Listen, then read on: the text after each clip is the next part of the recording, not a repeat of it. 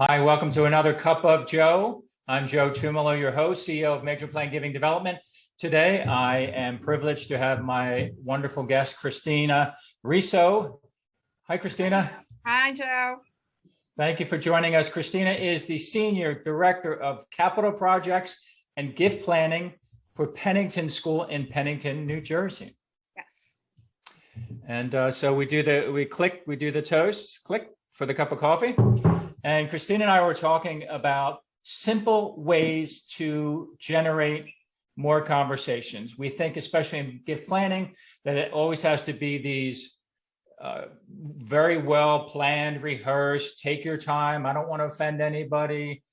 I don't want to offend the donor, which has its place, but so many times it's simple things. As you know, I like to talk about picking up the phone.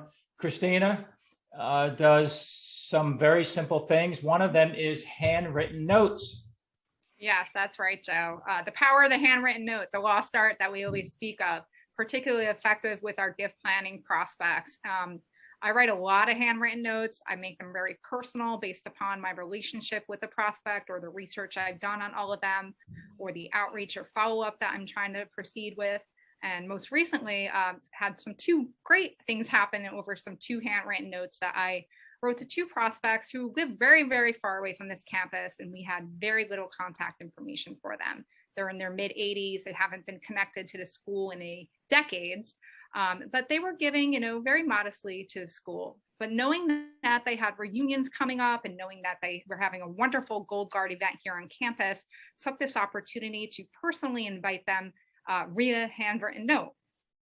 One of the gentlemen had actually received the note and had the note kept close to his heart, and was actually up in the area from Kentucky, and gave me a call and said, "Hey, I'm actually driving past the Pennington school right now." My heart stopped. He's like, "I got your note. I'm up here to see family. It would be really a wonderful opportunity to come back to campus. I haven't been there since 1957. Wow. That's a long time not to be back on your high school campus." So took him up on his opportunity. He called me a couple days later, came and gave him a campus tour. He was just blown away by the immense growth of the campus and got to meet with faculty members as well. He was so touched by the note and the experience that he handed me a check right there for his largest gift that he's ever made, and asked me that he would continue the conversation with me as far as a planned gift, and also was interested in sponsoring a speaker, all travel expenses paid, that he was very close with and who was very well-known ceramic artist, to come to campus as well. So building that relationship with this gentleman, and it all started just pen to paper. The same week, I actually got a response from another handwritten note, a gentleman who's 87 and a half years old. And he said that half is very important. Class of 52, lives up in Syracuse, so very far away from Pennington. But, was touched by the outreach and said, "I haven't thought about the Pennington school since I graduated in 52. Jeez. So I got your note, Christina." Oh. And was very, very, it was a simple note, but he appreciated the touch, appreciated the personalization of it. And we had a very nice conversation on the phone for about an hour thereafter, which ended in him saying, "I'm going to make a leadership gift right now. So be on the lookout for a check. But I'm also going to be making a bequest to Pennington in my will." And he had not done so prior. Yeah, not done so prior. And he said, "This was your efforts, Christina. You made that happen. You connected me back to the mission of the school. You connected me back to why I am the man today. My profession, my personal experiences are all due back to Pennington. And it was because I got that note."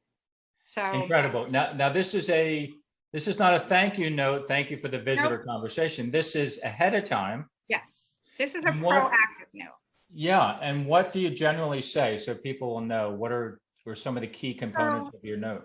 Looking for that connecting point, we happen to have a Gold Guard event coming up, next week on our campus. And these people do live far. It's highly unlikely that they were going to come to this event. But using, things that are tangible and all sort of the tools of engagement that you have there, to look for a kind of a reason to make that outreach. This was not a solicitation by any means. And this was not, like you said, a thank you note.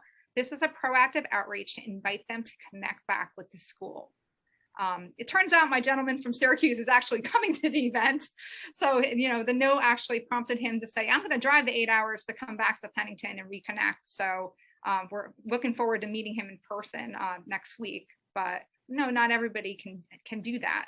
But at least being proactive in your approach, and looking for some kind of tie that might spark some interest for them to get back to you. And I will share this with you, Joe, that I don't just do this with planned giving prospects. I do this with major gift prospects who may be just inundated with emails, or, they don't answer their phone, or there's layers to getting to them.